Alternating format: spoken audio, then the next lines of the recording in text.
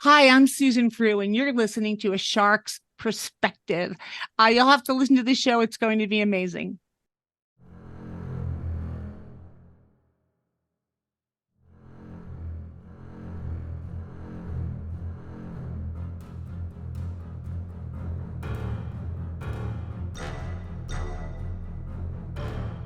Welcome back and thank you for joining A Shark's Perspective. I am Kenneth Kenny, but friends call me Shark. I am a keynote speaker, a strategist, a shark diver, host of this show, and your chief shark officer.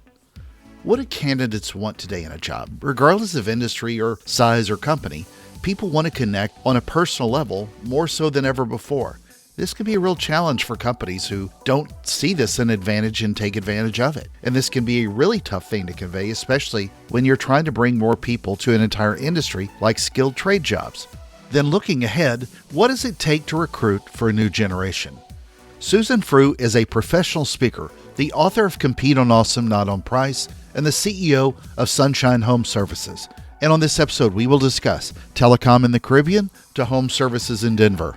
Competing on awesome and not on price, recruiting for a new generation, when to search for candidates, getting more women into positions in the trades, leaving much of your on-the-job stress on the job without bringing it home, getting your systems tight, what people want in bosses, Micro, the Mario Brothers, island hopping for AT&T, and a lot more. So let's tune into a Sunshine CEO with a Shark CEO on this episode of A Shark's Perspective. Susan, welcome to A Shark's Perspective. If you would, tell us a little bit about your background and your career to date. Thank you, Kenneth. It's a delight to be here. Thank you so much for having me.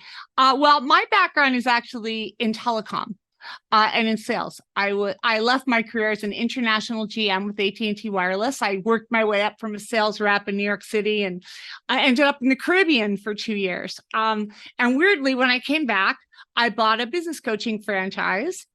And through that, I weirdly coached 18 different trades. I was not intentional, didn't plan it. And I met my husband and through there, and we started Sunshine Plumbing, Heating, Air in 2012 in Denver. The height of the recession, we decided to go into service because we knew that no matter what, people would still need service plumbing and heating. And that has proven to be true. So, couple of questions here. Which island in the Caribbean or multiple? I lived in St. Vincent and the Grenadines and Grenada simultaneously, and I'd go back and forth, half a week at one location, half a week at the other. So you traded the beautiful waters of the Caribbean for the waters in Denver, basically. Well, I came back and lived in the mountains for a while, But, it's interesting because living in a Caribbean country is a little bit different than visiting there on your, catamaran or your cruise Yeah, that's ship. true. Yeah. But I was homesick. I was ready to come home. But I love the people there. They're fantastic. And the food. The food is also good. Yes. Well, we're going to talk about one main topic, but before we do, I want to, because I know this is part of your business as well, and obviously I can see it over your left shoulder, but talk a little bit about your book that you wrote a few years ago about competing on awesome and not on price. Well, we had grown our company very quickly. So we went from 0 to 10 trucks in like 18 months, went from 0 to 3 million right away. And we won the Inc. 5000 list and 43 other awards. And people wanted to know how we were able to do that so quickly. And how we were able to do that so quickly and what we are doing today is because we are out of the box thinkers. We never get stuck with, that's the way we've always done it. And, sometimes to my own demise, because not everyone moves as fast as I do and wants change as much as I like. So, sometimes that's been a mistake. But now we found a new way to do out of the box thinking without making everyone crazy. Yeah, it's awesome. So I want to touch on a very controversial topic in the industry, and that's plumber's crack. No, not really. Actually, let's talk about the main focus today, which is really one of your talks as well. It's recruiting for a new generation. So about 100 years ago, I worked in recruiting, and I also worked towards servicing AT&T as part of that with a lot of the marketing work I was doing with them as well. But it was really eye-opening to see such a company as I'm sure you saw when you were at AT&T, when you're the eighth largest company in the country and you're trying to employ so many people, but then you shift towards actually running a business like you were in Denver. Must have been a much different shift. You don't have millions of dollars in recruiting advertising spend to help promote it, but talk a little bit about the focus of what recruiting for a new generation is to you. Well, I was intrigued. There's a coffee house in my town, and I heard through the grapevine that they had 25 young people waiting in line on a line to get a job there for minimum wage. And so my first question was like, what is the secret sauce here? Are you giving them like Colorado brownies, or like, what's the deal? And so they let me come in and interview the young people. And I learned so much from these interviews with these young people. And then I just kept it rolling. So for 18 months after that, I just started interviewing young people and asking them, like, what do you want in a job? What's important to you? How do you feel about your boss? What's important to you in a boss? What are you looking for? And with that, loaded with that information, I turned it around and found a new way to hire. And that's where the recruiting for a new generation has come. And and if you're in the trades and you're listening to this right now, you're going to be shaking your head. Yes, ma'am. Sometimes we hang on to employees that we shouldn't because we're afraid that we can't find a replacement. And I was sick of being held hostage. How have you gone about employing that in your own business? And kind of, if you will, elaborate on what that approach is to hiring. Well, Kenneth, as you know, I stepped away from running the company for a couple of years and went and just did speaking. I was on the road speaking, and that was a mistake because I left a company that wasn't ready to be left because my systems weren't tight enough for me to be able to step away and let people follow the system. They were half-baked, right? And that's what happens when you grow super fast. So now that I'm back. So awesome and rare to hear somebody say that. There really is, because most people don't even acknowledge that. Well, it's true. I mean, you can't keep it going. Like that's a mistake. And anybody who says you can do a work week in 4 hours, out of the box is lying. You keep reading that book and you'll enjoy it. Yeah. Yeah. So what I found out is, now that I'm back, I came back to the company to become CEO again last fall, and I plan to stay on as CEO, indefinitely, but managing the entire business from top to bottom and systemizing everything till the end of the year. But what I found out was we were being held hostage by employees that weren't doing the right thing.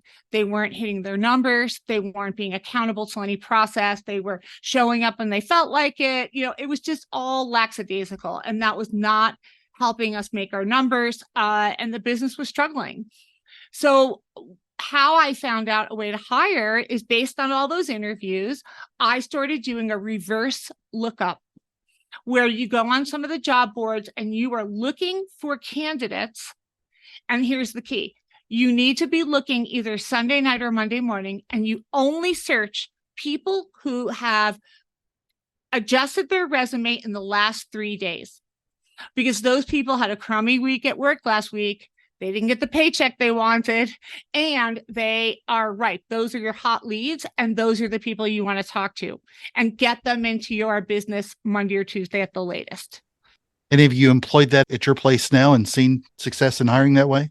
I have. In the last year, we have hired 11 people. Now, in the trades, not all of them stick, right? So we have, ridden it out with 3 people who have been here for a year now. We have 2 other people who've been here for about 6 months, and we just hired 3 more. And I'm getting better at the interviewing too now. So I think that, we're really excited. And since the beginning of the month, we have let go. We have released back into the wild. We have released 3 people that were not doing their jobs, and they weren't making quota. And I put a lot of pressure on them now. And like, once I started putting systems in and processes, procedures, accountability, a lot of people don't like that if you haven't had it for a long time. One of the things I know you talk about is getting more women in the trades, in those jobs. what's your approach on how we go about getting more women in these roles that are non-traditional? I don't want to sound sexist in it, but this is not an easy shift to get more people in general to want to work in the trades, let alone getting women to work in roles that traditionally, we don't think of, with plumbers and HVAC and solar and roofing and everything else.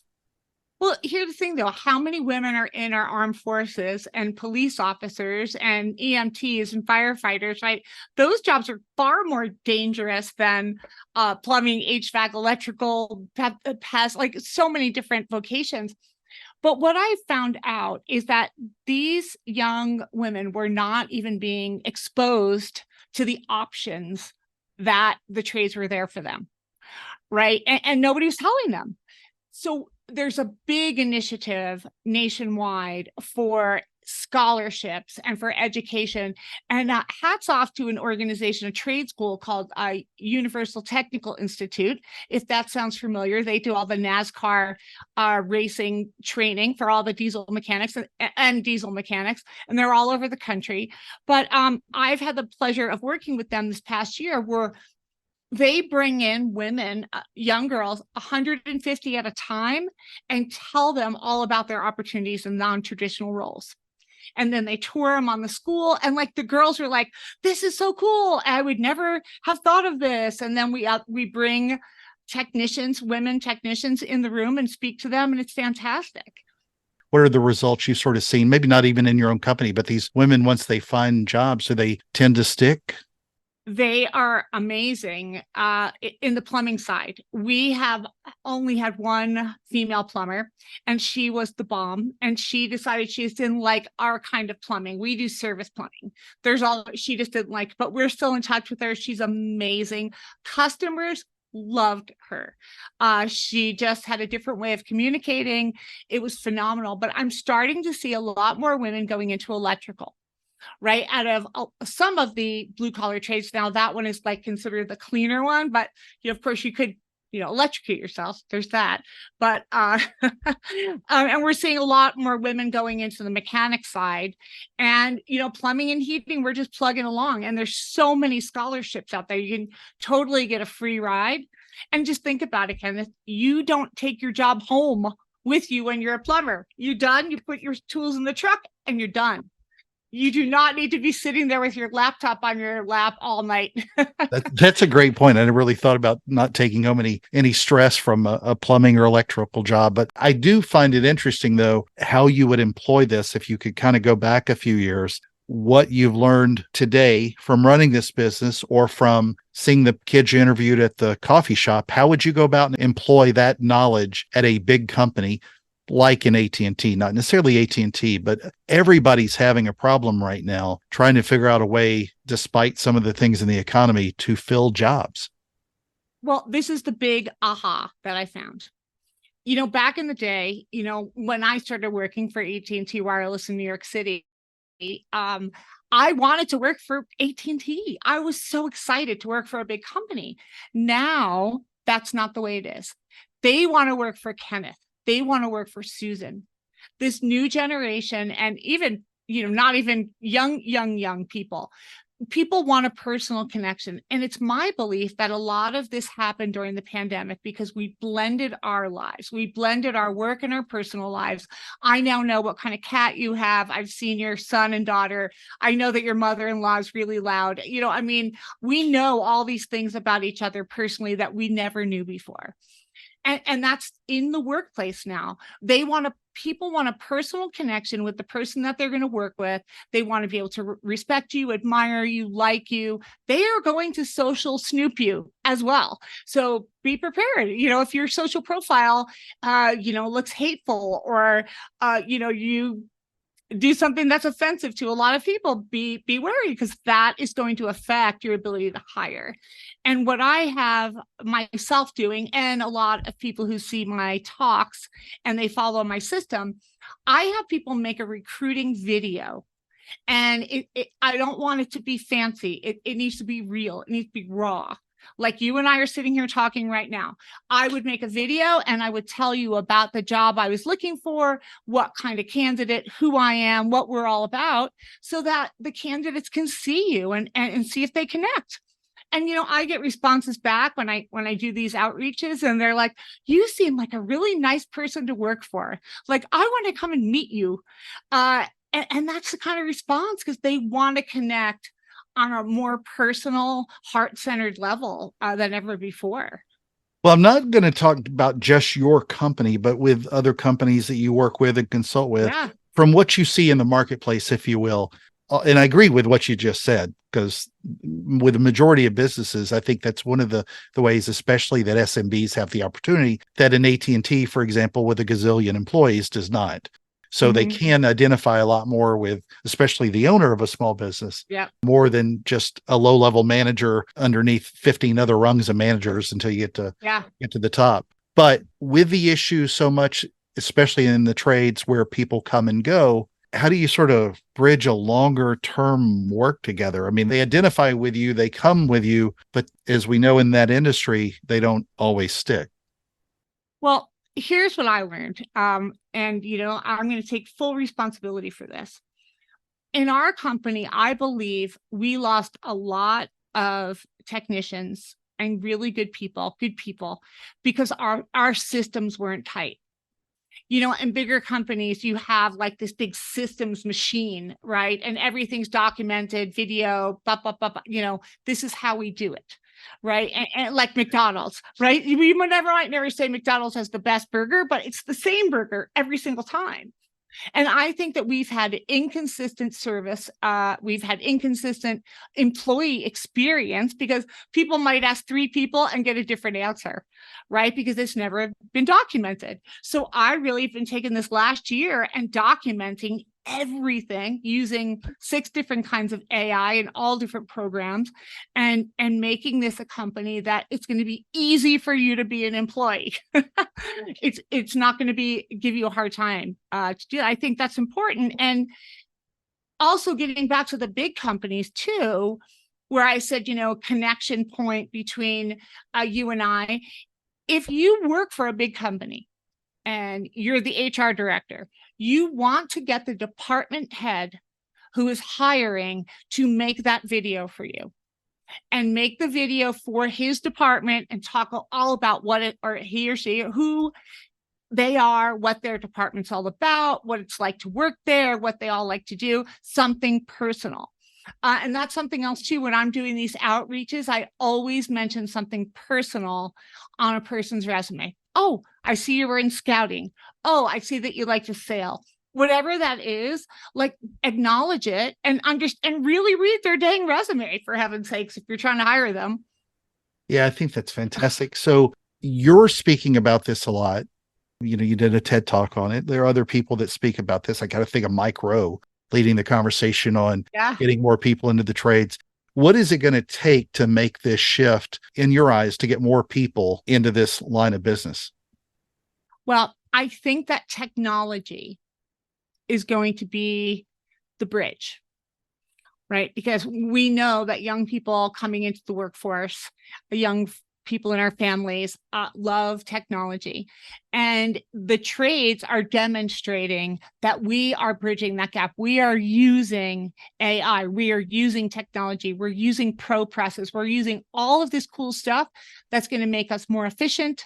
It's going to make our jobs faster, cleaner, neater, easier, right? So I think that that's got to be the red carpet that we roll out, is to this young generation. Be like, hey, we are with it. We are on board with technology. You can use it just as easily here, and you will start earning money right away. And maybe someday down the line, then maybe you want to start your own company or go work for a big company. That's totally up to you. That's a great point, because there's so many people in this business that they may start off as the worker, but it's pretty frequent that they end up creating their own business and can Yeah. make a ton of money without a lot of the take-home stress. Payroll and everything else is still a nightmare, and managing that, but at least you get to manage your own business. So, Susan, you lived in the Caribbean. I ask everybody who appears on the show, you're not really going to see them now in the Denver area, although there is one at the aquarium. What is your favorite kind of shark and why? So when I lived in the Caribbean, there was a fair amount of hammerhead sharks at this one location, Union Island, which is at the bottom of the Grenadine chain. It's part of actually Grenada and the Tobago Keys. And they had these little lagoons that would run through the hotel property with these hammerhead sharks in there. And so, I don't know, they were just became like friends.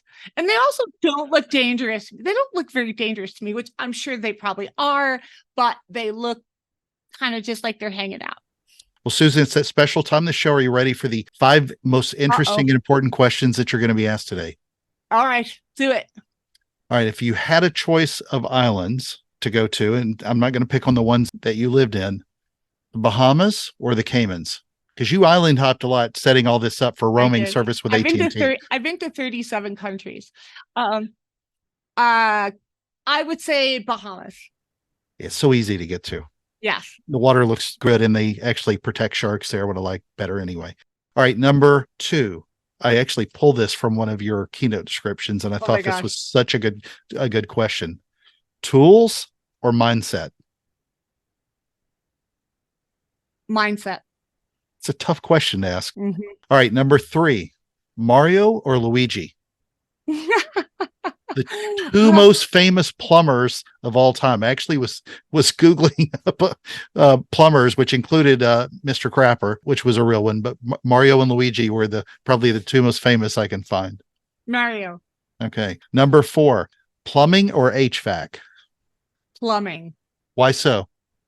Okay. If for the HVAC techs that are listening, you're all the prima donnas of the trades, guys. You're the... True indeed. All right. Number 5, and the most important question that you're going to be asked today is biscuits or cornbread? Biscuits. Okay. That's a good choice. All right, Susan, where can people find out more about you, find out more about your company, about your speaking and everything else? The easiest place is susanfrewspeaks.com. You can find me all over the place. I'm a shameless self-promoter. So, whatever social media outlet you pop on, you will find me. Awesome. Thank you so much, Susan, for being with us today on A Shark's Perspective.